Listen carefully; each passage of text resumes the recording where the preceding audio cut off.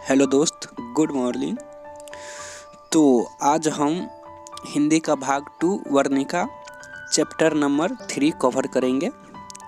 तो जैसे कि आप लोग पहले ही देख चुके होंगे कि हम 2 चैप्टर कवर कर लिए होंगे, तो आज हम चैप्टर नंबर 3 कवर करेंगे। बिहार बोर्ड का है, डायरेक्ट यहीं से क्वेश्चन पूछा जाता है, इसलिए हम डायरेक्ट यहीं से सोचे वॉइस रिकॉर्डिंग किया जाए। तो जैसे कि आप देख पा रहे होंगे कि चैप्टर नंबर 3 माँ है, जो कि गुजराती में लिखा है। इसका अगर हम लेखक की बात करें तो ईश्वर पटलीकर है। तो चलिए, तो हम चैप्टर स्टार्ट करते हैं। So started. पेन कॉपी लेकर आप बैठिए। अगर आपके पास ईयरफोन हो तो ईयरफोन लगा के सुनो, क्योंकि अगर एक बार आप सुन लोगे तो सारा ऑब्जेक्टिव एवं क्वेश्चन खुद बना लोगे एग्जाम में। तो एक बार सुन लो, अब पेन कॉपी लेकर बैठो, क्योंकि कोई कोई ऑब्जेक्टिव होता है तो उसे आप नोट करोगे ताकि एग्जाम में काम आवे। तो स्टार्ट करते हैं हम। तो ऐसा हमारा मानना है कि अगर आपको क्लास 10th में फर्स्ट डिवीज़न चाहिए तो थोड़ा मेहनत तो करना ही पड़ेगा, ऐसा हमारा मानना है। तो इसलिए पेन कॉपी लेकर नोट बनाओ। तो हम स्टार्ट करते हैं। चैप्टर का नाम माँ, जो कि गुजराती भाषा में लिखा है।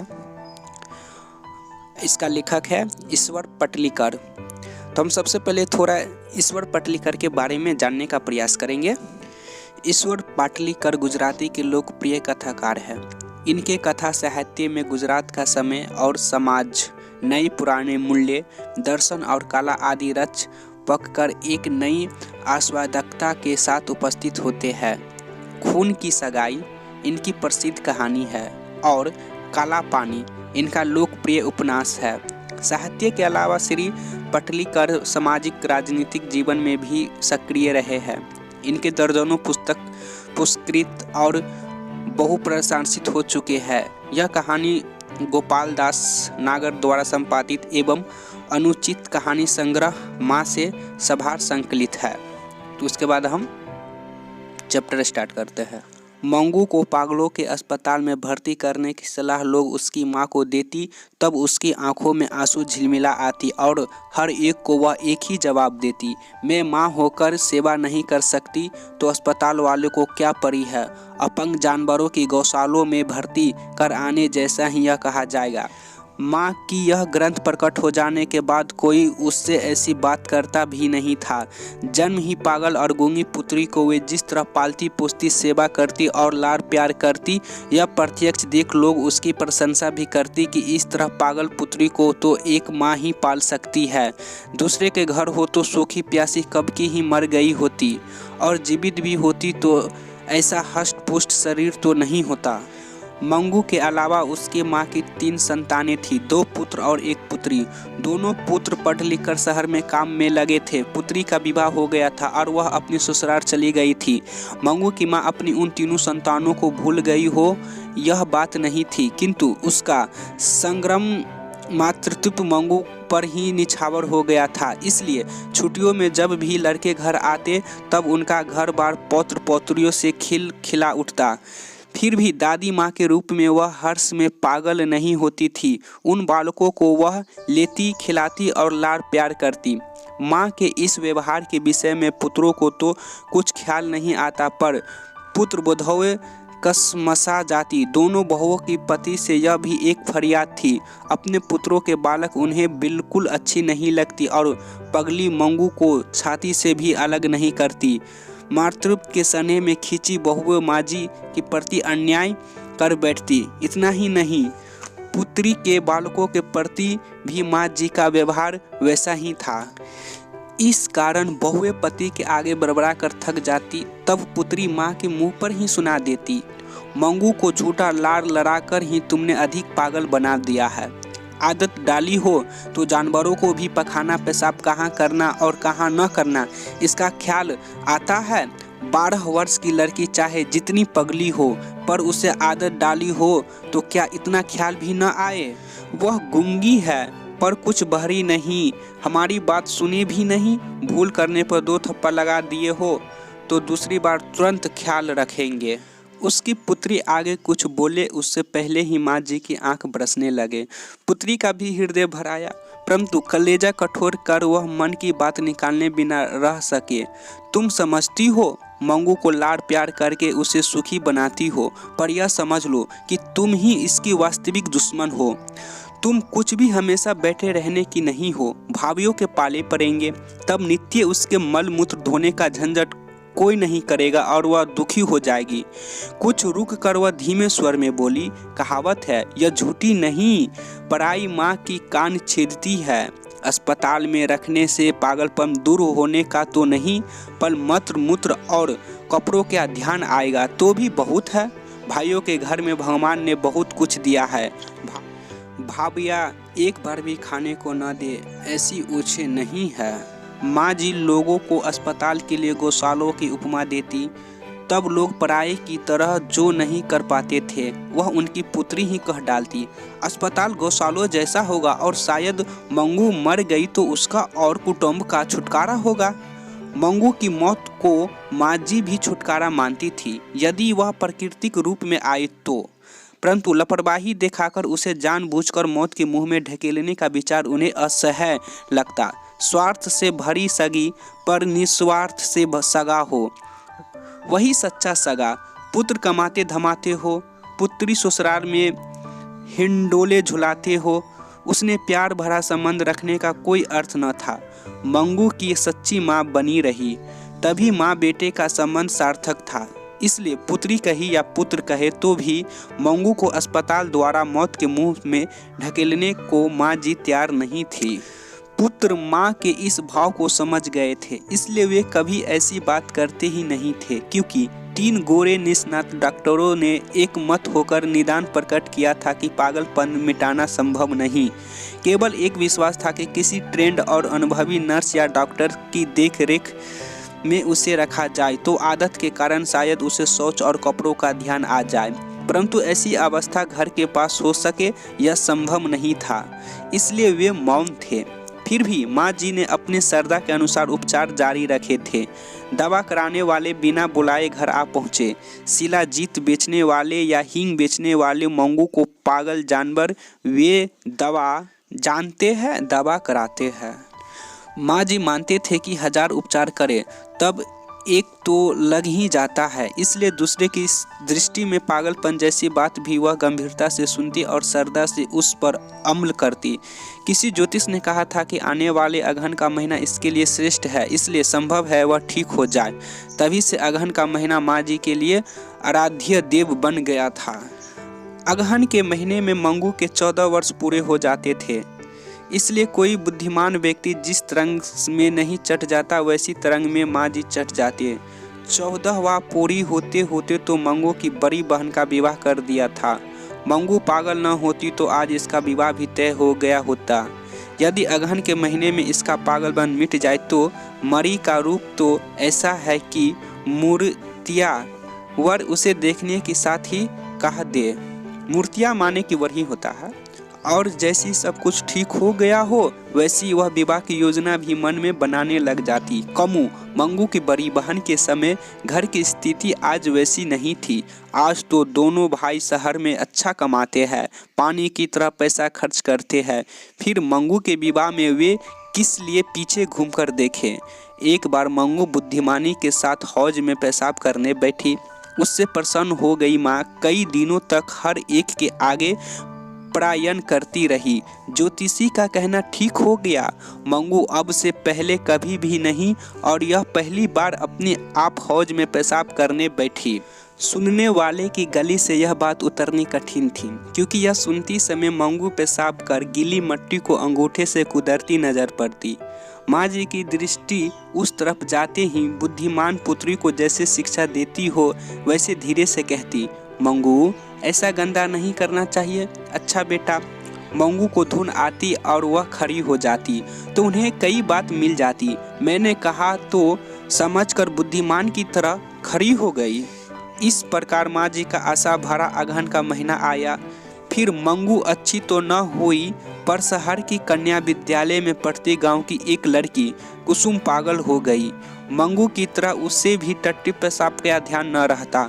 माँ जी को इससे दुख तो हुआ पर साथ साथ संतोष भी हुआ कि अच्छी भली लड़की पागल होते ही इस प्रकार विवेक खो बैठती है, तो जन्म से पागल मंगू बेचारी को ऐसा ख्याल न हो तो इसमें क्या आश्चर्य। कुसुम को दवाखाने में भर्ती करने का निश्चय हुआ है। यह समाचार जानकर माँ जी को लगा कि उसकी माँ जीवित होती तो उसे अस्पताल में भर्ती न करने देती।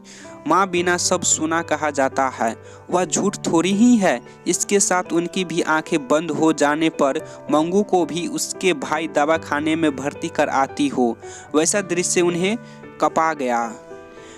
पहले महीने के अंत तक कुसुम को अच्छा फायदा हुआ, वैसा समाचार मिला। उसे बांध कर रखा जाता था, पर अब तो स्वतंत्र घूमती है और उपद्रव नहीं करती। टट्टी पेशाब का ठीक ठीक ध्यान आ गया। पागलपन रहा तो वह मात्र सारा दिन गाया करती है। इतना ही नहीं, यह भी दूसरे महीने में मिट जाएगा, ऐसा डॉक्टर ने कहा था। दूसरे महीने में कुसुम का पागलपन मिट गया। फिर भी एक आध महीना रहे तो अच्छा, इसी डॉक्टर की सलाह से उसे तीसरे महीने भी रखा गया था। वह घर आई तब सारा गांव उसे देखने उमड़ पड़ा था। सबसे आगे माँ जी थी। कुसुम को ठीक ठीक सुधरे हुए देख माँ जी को हर व्यक्ति सलाह देने लगा, माँ जी आप मंगू को एक बार अस्पताल में भर्ती करके तो देखे, जरूर यह अच्छी हो जाएगी। माँ जी ने जिंदगी में पहली बार अस्पताल का विरोध नहीं किया, चुपचाप वह लोगों की सलाह सुनती रही। दूसरे दिन उन्होंने कुसुम को अपने घर बुलाया, उसे पास बैठाया, अस्पताल की हाल चाल पूछना शुरू किया। माँ दया भाव रखकर सेवा न कर सके तो डॉक्टर नर्स कर ही सकती। ऐसी उनकी मन में जो गांठ पड़ गई थी वह कुसुम की बातचीत से खुल गई। नर्स या डॉक्टरों को कोई पागल चांटा मार दे तो भी वे लोग उस पर नहीं झिझकती या उसे मारते नहीं। यह जानकर उन्हें अस्पताल पर श्रद्धा भी हुई, नई आशा पैदा हुई भी। मंगू के भाग्य में दवाखाने जाने से पागलपन मिटने का लिखा होगा तो वह कैसे पता। इतने उपचार कर देखे तब एक और सही, नहीं मिटेगा तो क्या वापस नहीं लाया जा सकती। अंत में मंगू को दवाखाने में भर्ती करने की माँ जी ने निर्णय किया, इसलिए बड़े पुत्र को घर आने को उन्होंने पत्र भी लिखवाया। फिर भी यह निर्णय किया तब से उनकी नींद भी उड़ गई थी, जैसे वह हार कर यह काम कर रही थी। ऐसा उनके मस्तिष्क पर एक प्रकार का भार सा मालूम पड़ने लगा था। दवाखाने पर श्रद्धा उत्पन्न हुई, वह एक निमित्त था, बाकी धीरे धीरे दूसरा छिपा कारण भी उन्हें दिखाता था। मंगू बड़ी होती जा रही थी, उनकी वृद्धावस्था बढ़ती जा रही थी। बहुएं चाकरी नहीं करेगी यह मालूम हो गया था, क्योंकि दोनों में से एक बहू ने भी अभी तक साथ रहने का आमंत्रण उन्हें न दिया था। आज के लड़के भी पत्नियों से दबे दबे ही घर घर देखती है, इसलिए अपने पुत्रों से भी आशा उन्हें अधिक न देखती थी। इस स्थिति में मंगू का भगवान साथी हो और उसका पागलपन मिट जाए या न मिटे तो भी यदि उसे अस्पताल में भर्ती कर जाए तो उन्हें मरने के समय एक प्रकार की शांति रहे। उसकी चाकरी करने वाले दुनिया की पराया ही कोई है तो सही। इस विचारधारा के साथ माँ जी की आंखों में इतना अधिक पानी बह जाता कि बिछौना तर हो जाता, हृदय पुकार उठता। चाहे जो बहाना भले ही निकालो, पर मूल बात इतनी है कि वह स्वयं भी पुत्री से थक गई। माँ जी नींद में से चौंक उठती, बोल उठती, क्या मैं थकी हूँ। हृदय और धुन वेग से पुकार उठता, एक बार नहीं 1000 बार। माँ जी को लगा उन्होंने पुत्र को पत्र लिखकर ही बड़ा भूल की है। इतनी जल्दी क्या थी कि जाड़े में उसे दवाई खाने में भर्ती कराना पड़े। रात में मैं उससे कितनी ही बार उठाती हूँ, दवाखाने में इस तरह घड़ी घड़ी कौन उठाएगा। गर्मी में भर्ती करने का रखा होता तो ठीक होता, परंतु पत्र मिलते ही पुत्र आ पहुंचा। अस्पताल में भर्ती करने के लिए मजिस्ट्रेट से ऑर्डर भी प्राप्त कर लिया गया। 1 सप्ताह में मंगू को भर्ती करने का तय हो गया। माँ जी को विश्वास हो गया कि पुत्र पगली बहन को अस्पताल में ढकेल कर बोझ उतारना चाहता है। ऐसा न होता तो पत्र मिलते ही किस लिए आ पहुंचता, कुछ सोर्स आदि लगाकर, परंतु डॉक्टर तथा मजिस्ट्रेट से मंजूरी कराता ही किस लिए।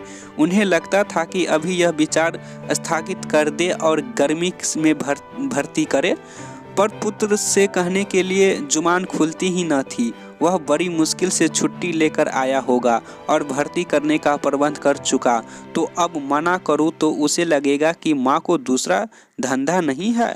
मंगू को अस्पताल में भर्ती कराने जाना था। उस रात माँ जी को बिल्कुल नींद न आई। सुबह एक विचार यह भी आया कि वह साथ में न जाए तो अच्छा। अस्पताल वाले बेटों को उसने अलग करेंगे, यह उससे सहन नहीं होगा। पर अस्पताल में कैसी व्यवस्था है यह सब अपनी नज़रों से देखेंगे नहीं, तब तक चैन न पड़ेंगे। यह संभव नहीं था, इसलिए विवश होकर वह जाने को लिए तैयार हो गई। पर मंगू को लेकर घर के बाहर निकलने लगी तब मानो उन पर ब्रह्मांड का भार आ गया हो। आंखों में सावन भादो शुरू हो गया हो। नज़र मंगू पर चिपक गई थी। वह किसी की तरह उखड़ती भी न थी। मंगू अपने को पहनाए गए कपड़ों का रंग जी भरकर देख रहे थे। भाव में आ गई हो, जैसी माँ जी की तरफ देखकर वह हंस भी पड़े। उस समय माँ जी का कलेजा कट कर रह गया।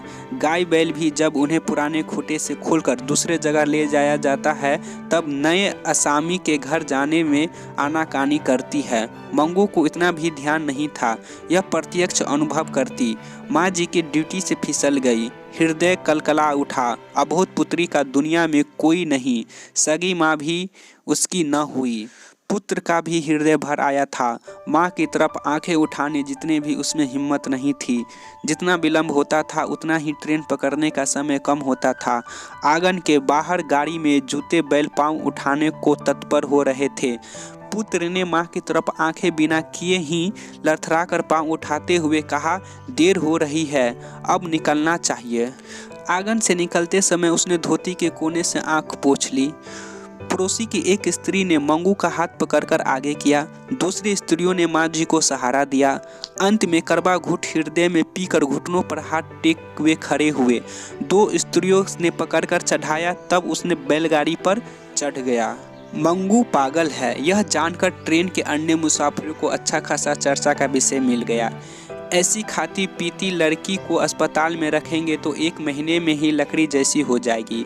वहाँ तो जानवरों की तरह जितना दिया उतना खाया बस। हमारे गांव में एक वृद्धा को उसके लड़की 5 साल से अस्पताल में भर्ती कर आए हैं, पर कुछ भी फर्क नहीं पड़ा। गांव का कोई व्यक्ति मिलने जाता तो वह रोने लगती है। पाँव पकड़कर कहती है, मुझे यहाँ से ले चलो, पर आज के लड़के आते ही नहीं। ऐसी लड़कों से क्या आशा रखी जाए। लड़के तो ऐसी अच्छी है, पर आजकल की बहुएं जानती है ना, पहनावा ओढ़ावा हो, इसलिए अधिक आदमी घर में पोसाता ही नहीं। इस लड़की की माँ नहीं है क्या? माँ जी की यह घाव असह्य हो गया। आंखों में आंसू आ गए, कंठ रूध गया, शर्म से आंखें झुक गई। साथ साथ सिर झुकते ही माँ जैसा उनका दावा भी अपने आप व्यक्त हो गया। बाप रे, आप माँ होकर इसे ढकेल रही है, फिर अस्पताल वाले को क्या दोष दिया जाए। माँ जी यदि अकेले होती या लड़के को बुरा लगने का भय न होता तो लौटते गाड़ी से मंगू को लेकर घर वापस आ जाती, परंतु दूसरा उपाय नहीं था। इसलिए भरी कदमों और भारी हृदय से वह अस्पताल में प्रवेश हुए। मुलाकात का समय था, इसलिए बीच के खंड में रोगी और उनके सगी संबंधी अलग अलग बैठे थे। स्वजनों द्वारा घर से लाए गए खाना काफ़ी लोग खा रहे थे। कोई फल खा रहे थे। एक पागल पति के साथ पत्नी घर की और बच्चे की बातों कर रही थी। एक पागल पत्नी से उसका पति मिलने आया था, उससे वह लिपट पड़ी थी और बगल में खड़े वार्ड की परिचारिकाओं की तरफ इशारा करके फरियाद कर रही थी, ये भूतिया मुझे अच्छे कपड़े पहनने को नहीं देती, अच्छा खाना नहीं देती, सिर में डालने के लिए तेल भी नहीं देती। माँ जी उस समय परिचारिकाओं की तरफ देख रही थी।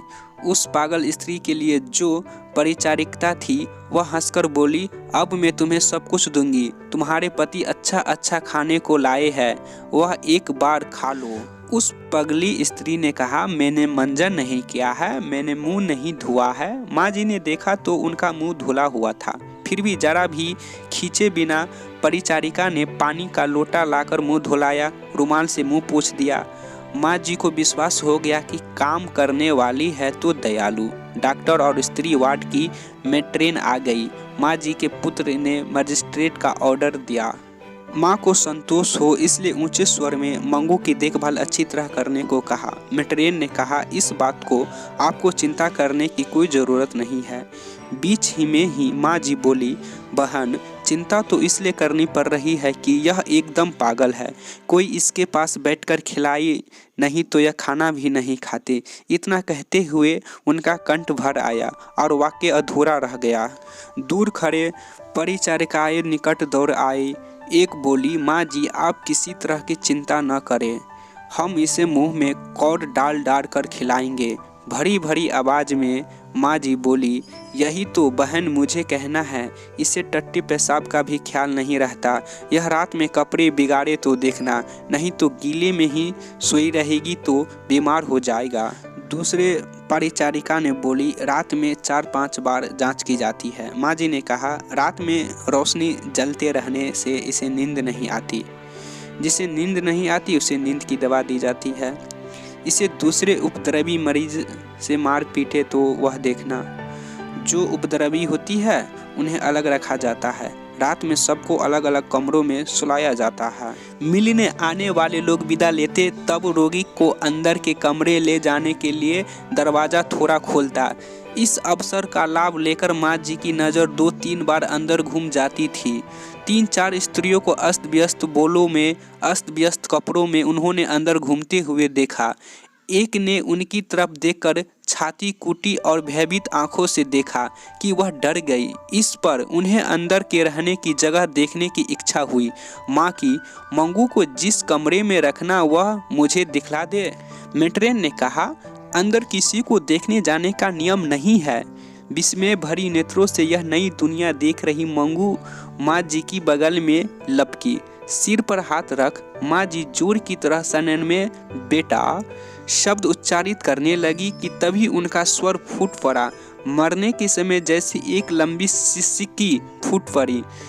इस अकर्दन में सारा अस्पताल डूब गया। पुत्री की आंखों से चौधार आंसू बह चले। ऐसी रुदन से अभ्यस्त हो गए डॉक्टर, मैट्रेन और परिचारिकाओं के हृदय भी भर आए। दीवारें भी अर्ध हो उठे। इतना स्नेह भरा किसी पागल का स्वजन आज तक आया हो या वहाँ किसी ने देखा नहीं था। एक परिचारिका हाथ का रुमाल फटकार कर मंगू का ध्यान अपनी तरफ खींचकर बोली, लो, चाहिए तुम्हें? मंगू रुमाल पकड़ने के लिए माँ को छोड़कर एकदम खड़ी हो गई। थोड़ा रुमाल पकड़ लेने के बाद उसका हाथ थपथपाकर परिचारिका मीठे शब्दों में बोली, तुम मेरे पास रहोगी ना बहन? मैं अच्छा खाने को दूंगी, नए नए कपड़ा पहनाऊंगी। मंगू उसके चेहरे की तरफ ही ताक रही थी कि इसलिए उस क्षण का उपयोग करके चल दो कहा और उसका हाथ पकड़कर आगे किया। वह दरवाज़ा आधा खोला और मंगू को अपने अंदर ले गया। मंगू मंगू कलेजा कांप उठे। ऐसी चीखें माँ जी ने पुनः निकाली। डॉक्टर ने आश्वासन देते हुए कहा, माँ जी, और बगल में खड़े पुत्र की तरफ उंगली करके बताया, अपने इस पुत्र जैसा मुझे भी पुत्र समझिएगा। बेटी को अस्पताल में नहीं, बेटे के घर छोड़े जा रहे हैं, ऐसा मानिएगा। अधेर वे की बालिये में विधवा हुए मैट्रेन ने आश्वासन देते हुए कहा, आज तक आप इसकी माँ थी, आज से मैं इसकी नई माँ हुई हूँ। माँ जी सिसकी भरती हुए बोली, इसे बेजमान जानवर जितने भी बुद्धि नहीं, मैंने इसे आज तक अपने से अलग नहीं किया है। कुसुम आपके अस्पताल में ठीक हो गई इसलिए मैंने हृदय कठोर करके और उनका कंठ भर आया। मैट्रेन ने कहा, उस कुसुम की तरह यह भी थोड़ी समय में समझदार हो जाएगी। माँ जी की सिसकियाँ रुकी, फिर उसकी दृष्टि उस बंद दरवाजे को पार कर मंगू पर ही जैसी पड़ी थी। मंगू ने जैसे उन्हें याद दिलाया हो वैसी वह बोली, वह रूखी रोटियां नहीं खाती। शाम के भोजन में रोटी दूध के साथ दीजिएगा या दूध ना हो तो दाल में। माँ जी की करुण आंखों की तरफ नजर करने की मैट्रेन की शक्ति लुप्त हो गई हो वैसे ही वह नीचे दृष्टि किए हुए बोली, अच्छा माँ जी। और उनका पुत्र मंगू को अस्पताल में भर्ती कर बाहर आए तब दोनों के चेहरे पर शोक के बादल छाए थे। चुपचाप दोनों बाहर खड़ी घोड़ा गाड़ी में बैठ विदा हुए। ट्रेन के डिब्बे में पाँव रखते ही माँ जी को याद आया, अस्पताल में सोने के लिए चारपाई देती होंगी या नहीं। मंगू धरती पर कभी नहीं सोई है, इसलिए चारपाई नहीं होगी तो उसे ठीक नहीं लगेगा। अस्पताल में काम करने वाली दयालु है, भले है, ऐसा विश्वास माँ जी को हुआ था, परंतु उन्हें अंदर जाने न दिया था। इसलिए संदेह रह गया था कि हमें अच्छा न लगे वैसा कुछ होगा, इसलिए तो हमें न जाने का नियम बनाया होगा ना। इस बात का पुष्टिकरण करता था वह अधखुला दरवाजा, भूत की तरह घूमती गंदी और भूख से मरती सी भयानक लगने वाली पागल स्त्रियां। इसके साथ ही माँ जी को मंगू उन्हें न देखकर रोती हो वैसे आवाज़ सुनाई दी। उनकी आंखों से आंसू निकल पड़े। बगल में बैठी एक स्त्री ने पूछा, माँ क्यों रोती है? किसी की मृत्यु हो गई है क्या? रात में 11:15 बजे घर आई, तब उनकी राह देखती पड़ोसन जो उनके कुटुंब की थी वह जाग रही थी। उनके लिए उसने खाना भी बना रखा था, पर दोनों ने खाने के लिए मना कर दिया। स्वजन की मृत्यु का घाव ताज़ा हो तब जैसा आग्रह करने वाले की जीभ नहीं खुलती, वैसे ही पड़ोसन ज़्यादा खींचतान न कर सके। माँ जी के अंतर में एक तंबूरा बज रहा था। मंगू इस समय क्या करती होगी? पल पल में यही विचार उनके हृदय को वेध रहा था। कितनी ठंड है, उसे उठाया होगा या नहीं? पेशाब करके गीला कर दिया होगा तो उसका फ्राक और बिछौना बदला होगा या नहीं? जैसी मंगू उनकी बात सुन रही हो वैसी वह बोली, बेटा पेशाब न करना, ओढ़ा हुआ फेंकना मत। ये शब्द सोने के समय वह नित्य उच्चारण करती। फिर भी मंगू इन पर अमल नहीं करती। रात में पेशाब कर देती तो उसका फ्राक और बिछौना भी बदल डालती। मंगू बड़ी हो गई, फिर भी अपने हाथ ही उसे सुलाती, जिससे वह पेशाब करे तो उसे तुरंत पता चले और उसे गीले में सोए रहना न पड़े। माँ जी को स्वयं भी उसके बिना बिछौना सुना सुना लगता था। मन में हुआ मेरे साथ सोने की आदत है, उसे नींद आई होगी या नहीं। उनके लिए आंखें बाबरी बंद उन्हें ढूंढते हो वैसा उन्हें देखा। उन्होंने चारपाई की पाटी पर सिर पटका। मैं माँ होकर उसे अस्पताल में छोड़ आ गई। उनकी एक सिसकी फूट पड़ी। बाहर के खंड में सोए पुत्र को भी नींद नहीं आई। माँ की अपेक्षा उसे 100वें हिस्से जितने भी मंगू के साथ ममता न थी, फिर भी उसकी कलेजे पर वेदना का काला पत्थर रख गया था। माँ की सिसकियों के साथ उसकी आंख से भी आंसू बहने लगी। अपने को इतनी वेदना होती है तो माँ को क्या क्या होता होगा। माँ के हृदय का मांस वेदना कितनी क्रूरता से कौंच रही थी। उसका साक्षात्कार जीवन में पहले ही बार पुत्र को हुआ। उसका हृदय पुकार उठा, माँ का यह दुख किसी भी उपाय से टालना चाहिए। पुत्र होकर इतना भी मैं न कर सकूं तो मेरा जीवन व्यर्थ है। उसके साथ ही उसके अंतर ने प्रतिज्ञा की, मैं मंगू को जीते जी अच्छी तरह से पालूंगा। बहू उसका मल मूत्र धोने को तैयार नहीं हुआ तो मैं धोऊंगा। इसके साथ वेदना का काला पत्थर उसकी छाती पर से सिसक गया। माँ जी ने दूसरी सिसकी ली होती तो उसी क्षण उन्हें अपनी प्रतिज्ञा सुनाकर सांत्वना दे देता, पर वह शांत पड़ गई हो इसलिए उसने भी सोने के लिए आंखों पर पलकें गिरा ली। जब सुबह चक्की की और मथनी की मधुर आवाज़ गूंज रही थी तब सारे गांव को जैसे बेध डाले वैसे चीखे माँ जी ने मारने शुरू की। दौड़े दौड़े मेरी मंगू को मार डाला रे। पुत्र चरपाई से उछल पड़ा। पड़ोसी दौड़े आए। चकिया और मंथियाँ रुक गई। जिसने सुना वही दौड़ा आया और जो आए वैसे ठीक ठक गए। माँ जी मंगू की श्रेणी में मिल गई थी। यह चैप्टर समाप्त हो गया और इसमें कुछ प्रश्न बचा है तो हम उसे देखते हैं। तो इसमें टोटल क्वेश्चन 6 गो है, तो सभी याद नहीं करना है क्योंकि सब याद करने में कोई फ़ायदा भी नहीं है। इसमें से सिर्फ 2 क्वेश्चन VVI है जो कि बोर्ड की परीक्षा में पूछा जाता है। तो चलिए हम बोर्ड के माध्यम से आपको बताते हैं कि 2 क्वेश्चन VVI कौन सा है और हम क्वेश्चन का आंसर भी बोर्ड के माध्यम से आपको बताएंगे। अगर आप अभी तक चैनल सब्सक्राइब नहीं किया है तो चैनल सब्सक्राइब कर लो और आप इसी चैनल पर जाइए और सर्च कीजिए कि कौन सा VVI है। तो चलिए हम बताते हैं आपको बोर्ड के माध्यम से। देखो हमारा ऐसा मानना है कि थोड़ा मेहनत करना पड़ेगा अगर फर्स्ट डिवीज़न चाहिए तो। तो फिर मिलते हैं अगला चैप्टर में, जब तक के लिए जय हिंद।